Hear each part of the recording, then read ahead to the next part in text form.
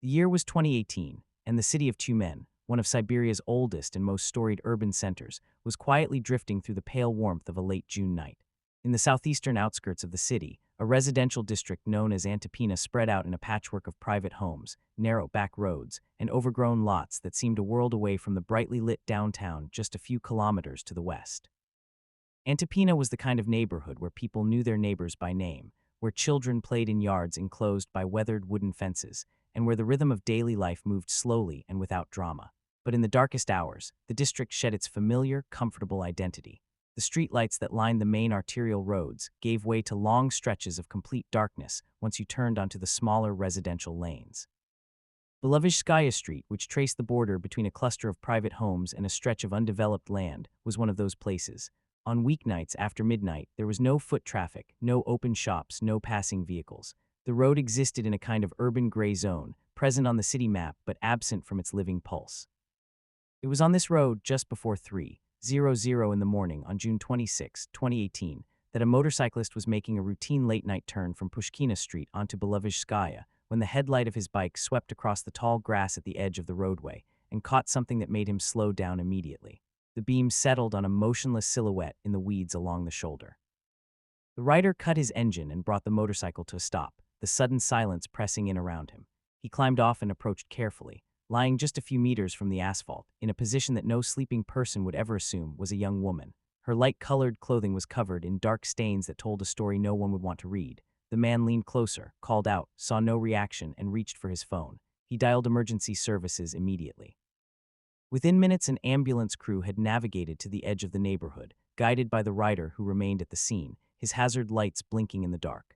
Paramedics performed a rapid initial assessment, and despite their efforts to find any sign of life, confirmed the young woman had passed away. She had been there for some time before the motorcyclist found her, alone on the dark roadside, in a neighborhood that was supposed to be safe.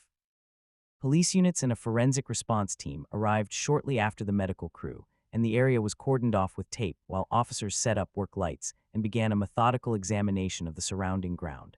The identity of the young woman was established quickly through items found on her person. She was Kristina Vlasova, a 19-year-old resident of the Antipina district itself, who lived in a private home just a few hundred meters from where she was found. She had nearly made it home. The first findings at the scene immediately unsettled the investigation team and made it clear that this was not a straightforward case. Investigators noted that despite the remote, unlit location and the late hour, none of Christina's valuables had been taken. Gold jewelry remained on her body. A mobile phone and cash were still in her pockets. Her bag was undisturbed and closed. A preliminary forensic assessment at the scene also ruled out any form of sexual assault. Nothing had been stolen. The attack, from every visible angle, appeared to have been brief, brutally violent, and then abruptly over, with the attacker vanishing into the dark without taking a single item from the young woman he had just left behind. This combination of facts posed the central mystery of the opening hours of the investigation. What was the motive? Why would someone confront a 19-year-old woman on a deserted street in the middle of the night, carry out a lethal assault, and then leave behind everything of value without a moment's hesitation? As the sky above Antipina began to shift from black to the pale blue-gray of a Siberian dawn, investigators fanned out to knock on the doors of nearby homes, asking whether anyone had heard shouting or seen a suspicious vehicle in the area. A mobile forensic laboratory was positioned at the discovery site, and technicians worked to gather every possible trace of evidence before foot traffic or weather could disturb the scene. The city of Tyumen was waking up unaware, going about its early morning routines without knowing that the night had taken something irreplaceable from one of its quieter corners. For the officers and forensic specialists working in the half-light on Belovezhskaya Street, the clock had already been running for several hours, and the question at the center of everything, the question of why, remained completely unanswered. The early stages of the forensic work on Belovezhskaya Street produced details that were clinically precise but offered no immediate direction for the investigation. Forensic examiners confirmed that all of the injuries to Kristina Vlasova had been caused by a bladed weapon. The number and character of the wounds indicated a concentrated, rapid attack rather than a prolonged struggle, and the physical evidence at the site supported that interpretation. The grass on the shoulder of the road had been disturbed only in the immediate area where Kristina's body was found, suggesting that whatever confrontation occurred had taken place in a very confined space and had ended quickly. There was no trail leading away, no sign that the victim had tried to run. The evidence pointed strongly toward a sudden and unexpected assault. A thorough search of the area within approximately 100 meters of where Christina was discovered did not produce a weapon. Investigators examined her bag and personal effects in detail. There were no notes, no unfamiliar items, no indication that she had been expecting to meet anyone at that hour.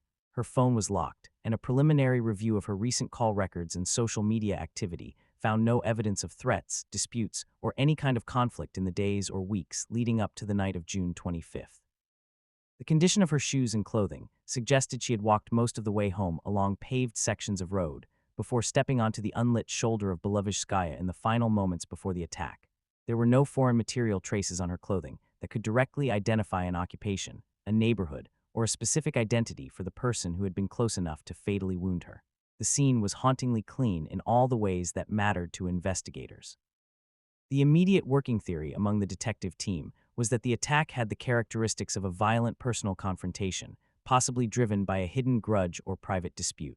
That line of thinking led police to begin compiling a list of everyone in Christina's recent social world, former romantic partners, coworkers, acquaintances from the neighborhood. Officers conducted interviews through the rest of the day on June 26th, visiting family members, friends, and colleagues, looking for any trace of animosity or unresolved conflict. What they found was consistent and unanimous. Christina Vlasova was, by every account, a young woman without enemies. Her life was open and uncomplicated, built around her job, her family home, and a small, trusted circle of close friends. By the morning of June 26th, the personal conflict theory had collapsed under the weight of verified alibis. Every person in Christina's life who could theoretically have harbored ill will toward her was accounted for during the hours in question. There were no cracks in any of the stories, no suspicious behavior, no one who flinched under questioning. The investigation shifted course. If no one who knew Christina had done this, then someone who did not know her at all had crossed her path on Belovezhskaya Street and made a decision that cost her her life. Detectives began focusing their energy on a stranger theory, working to identify every camera in and around the Antipina district that might have captured a vehicle or a person moving through the area in the early hours of June 26th. To understand what happened to Christina Vlasova, investigators needed to understand who she was and why she was walking alone in that neighborhood at that hour. Christina was born in 1998, the second of 3 children in a family that had lived in the Antipina district for years. People who knew her described a young woman who was warm and socially engaged, but also, by nature, deeply principled and difficult to push around. After finishing school, Christina had chosen not to enroll in a university right away, unable to commit to a specific field of study. She had taken a job as a retail sales consultant and was using the time to figure out what she wanted to pursue. Her coworkers and friends all noted the same characteristic when asked to describe her. Christina had a strength to her, a refusal to back down when she believed she was in the right. She did not yield easily.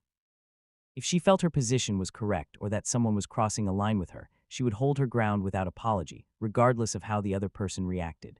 Friends said this quality served her well professionally, where her directness made her effective and respected, but that it sometimes complicated her personal relationships, which were not in a settled place during the summer of 2018. Despite that inner firmness, Christina was sociable and outward-looking. She loved long walks through the city, spent time in cafes and shopping centers in central Tumen, and maintained an active, if modest, social calendar.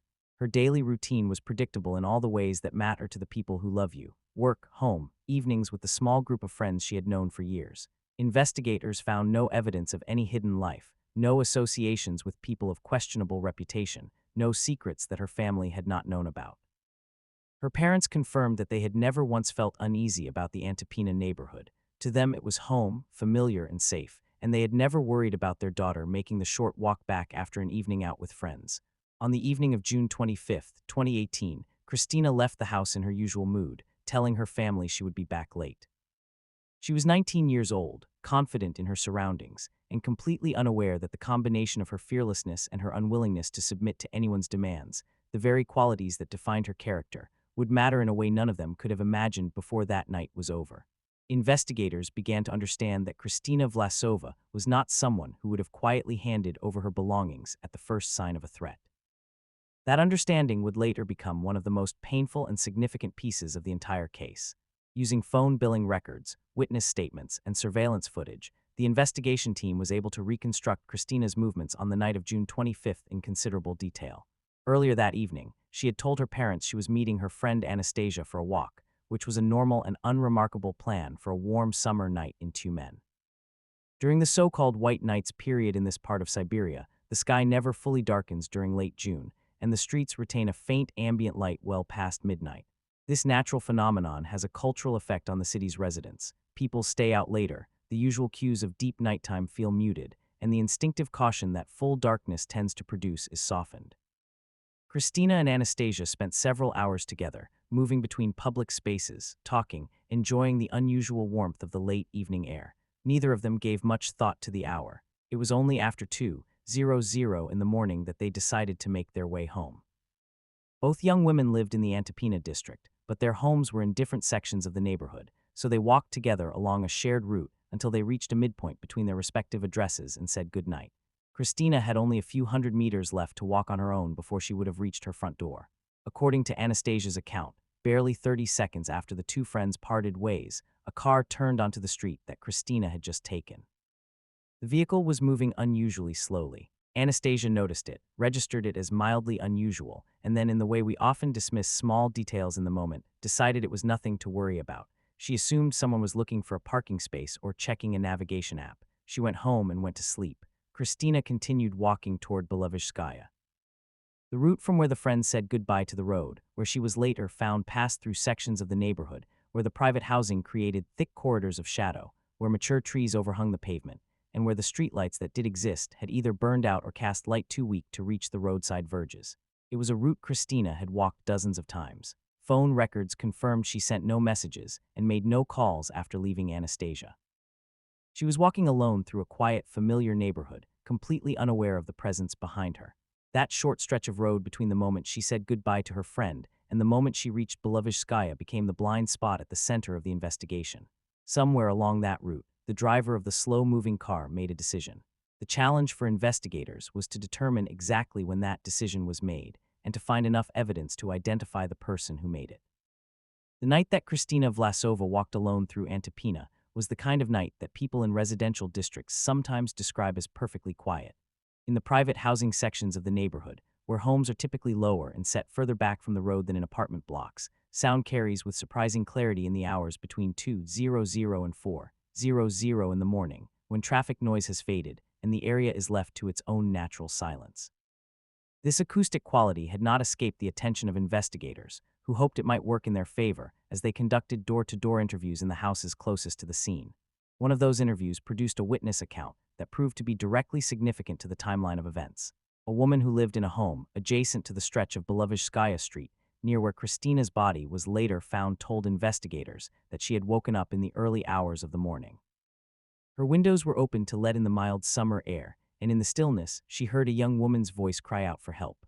The call was short and urgent. It came twice, and then there was silence. The witness said she had not called the police or gone outside because she assumed someone must have been startled by one of the stray dogs that wandered the private housing areas of Antipina at night, a common enough occurrence in that part of the neighborhood. It was a reasonable human decision in the moment, and one that she would carry with her for a long time afterward. For the investigation, this testimony was significant in two ways. It fixed the time of the attack to a narrow window that aligned precisely with the moment Anastasia had noticed the slow-moving vehicle on the street where she and Kristina had parted. It also confirmed something that the forensic evidence at the scene had already suggested. The confrontation was brief, and the victim's voice was silenced very quickly. No other residents in the surrounding area reported hearing anything unusual that night, no sounds of a struggle continuing, no doors or car engines. The attacker had operated in near-perfect darkness and near-perfect silence, moving through a neighborhood that had, in effect, stayed asleep while one of its residents needed help.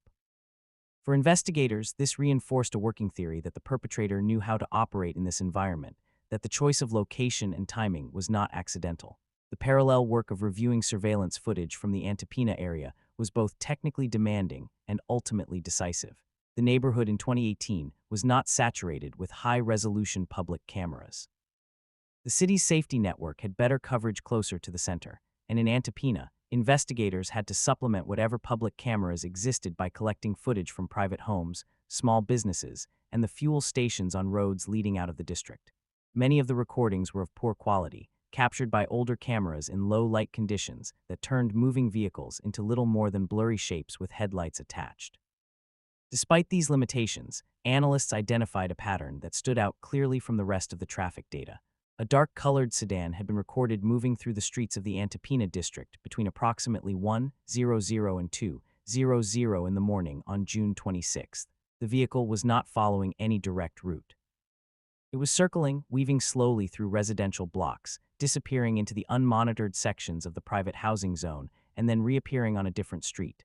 There was no obvious destination. The behavior was consistent with someone conducting surveillance, moving deliberately through an area they were familiar with, watching for something specific.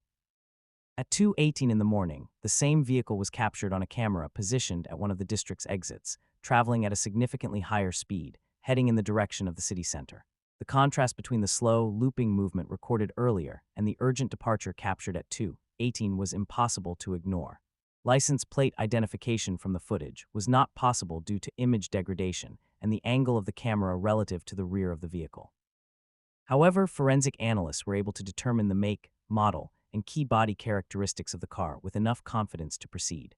They also noted something important about the driver's navigation through the district. The vehicle made no wrong turns, hesitated at none of the unmarked intersections that regularly confused unfamiliar drivers, and avoided the road surfaces that long-term residents knew to navigate carefully after heavy rain. The driver was not lost. The driver knew Antipina well. Police compiled a list of all registered owners of that vehicle model in Tumen and began systematic visits to verify ownership status, check for recent bodywork or interior cleaning, and confirm alibis for the night in question. It was careful, time-consuming work, and the first round of visits produced nothing useful. The registered owners who were checked all had clean records and verifiable accounts of their whereabouts. Investigators then made a tactical decision that changed the direction of the entire case. Rather than limiting the search to registered vehicle owners, they expanded it to include close relatives of those owners who had access to the vehicles and who carried criminal histories. That decision brought them to a name within a very short time. When investigators cross-referenced the expanded owner list with criminal records held by the Regional Police Information Center, a vehicle registered to a woman in Tumen produced a significant match. The registered owner herself had no record, but her 30-year-old son, Stanislav Dorovkov, had a criminal history that immediately drew the full attention of the investigation team. Studying the case file on Stanislav Dorovkov, investigators found a pattern that mirrored the attack on Kristina Vlasova with uncomfortable precision. Dorovkov had a long and documented history of targeting women who were alone on the streets of Tumen at night. He had used a bladed weapon in previous attacks. He operated in residential neighborhoods and low-traffic areas where the risk of immediate discovery was minimal. And he lived with his mother in Tumen, which meant he had access to her car whenever she was asleep. Dorovkov's phone records from the night of June 25 to 26, 2018, delivered the clearest early indication, yet that investigators were on the right track.